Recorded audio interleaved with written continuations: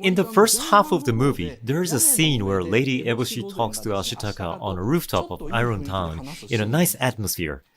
Eboshi says, "Stay here, Ashitaka, and help me kill the forest spirit." So she tries to persuade him to stay and work in Iron Town. Then she continues, "If the ancient gods disappear and the light enters into the forest, this place will be a rich land and Princess Mononoke will become human again." In other words, Eboshi thinks San or Princess Mononoke hates Eboshi because Moro taught her to hate her. That's why she's actually thinking, if I kill Moro and wipe out all the wolves, San will come back to human world. And in the following scene where San comes into Iron Town alone to assassinate Eboshi, she in fact does not fight San seriously. Although Eboshi is clearly superior to San in martial arts and sword fight, she does not try to finish San, but instead she makes her subordinates surround her with spears to block her way out. She fights like a cat bullying a mouse without killing it. The reason for this is because Eboshi is waiting for San to run out of energy and fall down so she can catch her alive. But on the surface, she gives San "I'm going to kill you" look when she fights. She's actually a lot stronger than San, but she doesn't deal with her seriously. And Moro, a Japanese wolf, hates Eboshi deeply, but even she seems to want San to return to the human world. This is a scene where Moro and San part. And when San leaves Moro saying, "I'm going to be the eyes for Okoto," she hugs Moro and acts like a child in front of her mom for the first time. Then Moro opens her eyes with long eyelashes and looks at her. The scene makes us realize, oh, she was a sexy wolf.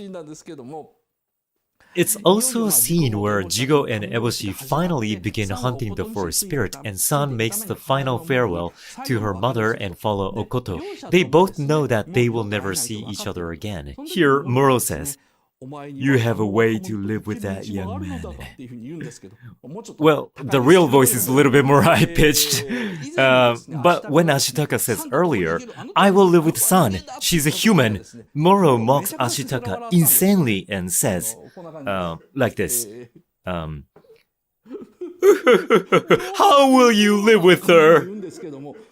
In other words, Moro is someone who doesn't speak her mind. It's been consistent through the movie that she almost never says what's in her mind.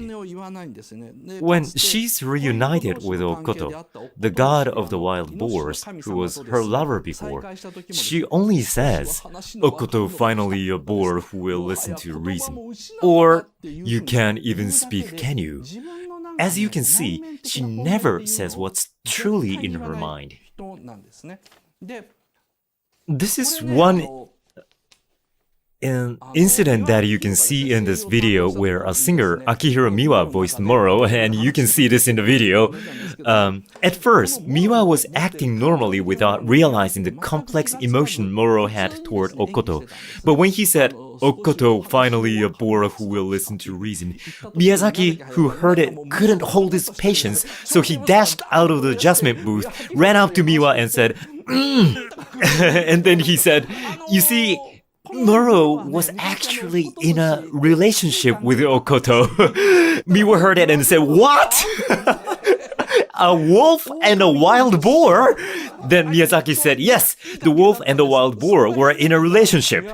Then Miwa was deeply convinced and said, "Oh, now I see." And in the next recording, he changed his tone of voice a little bit. He just added a slight nuance to his lines, such as, "You can't even speak, can you?"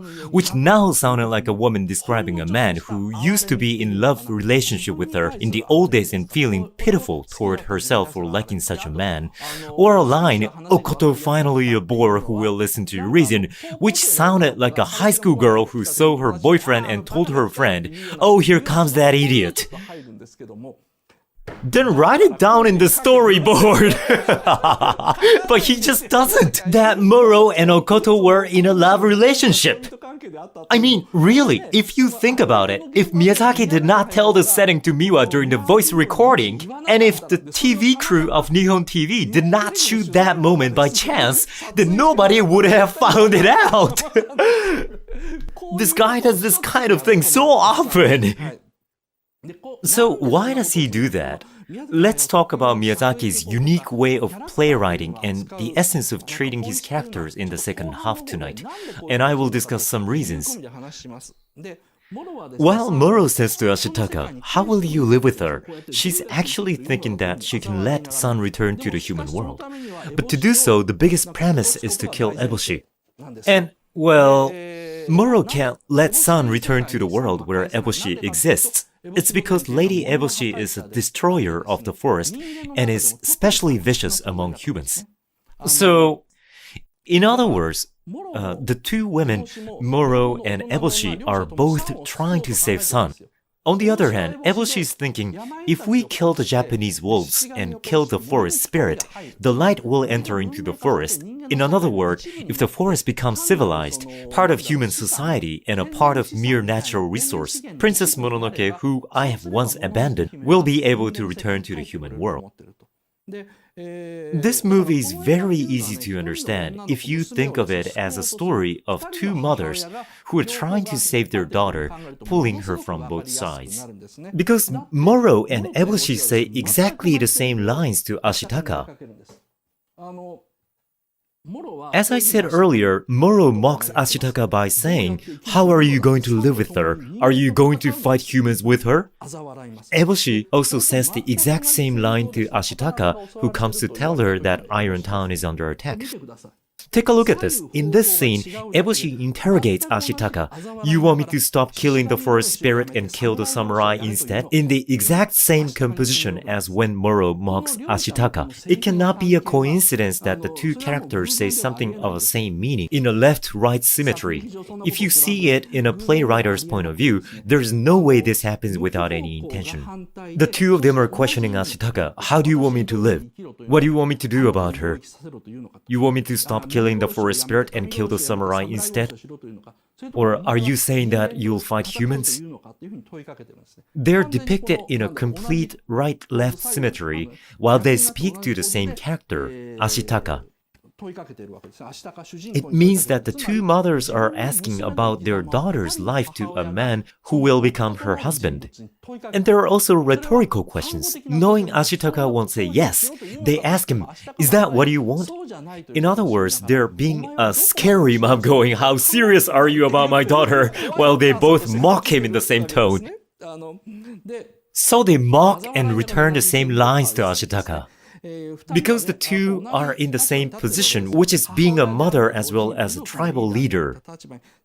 These are what I was thinking before I came to think, oh, isn't Eboshi's son's real mother?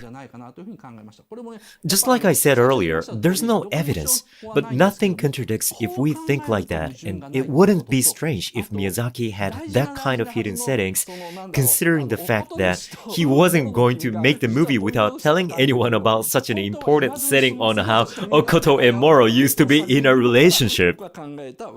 However, both Moro and Eboshi try not to let Sun notice that Sun's real mother is Eboshi. But both mothers believe that if they don't kill the other one, then there's no future for Sun, and that's how they fight each other.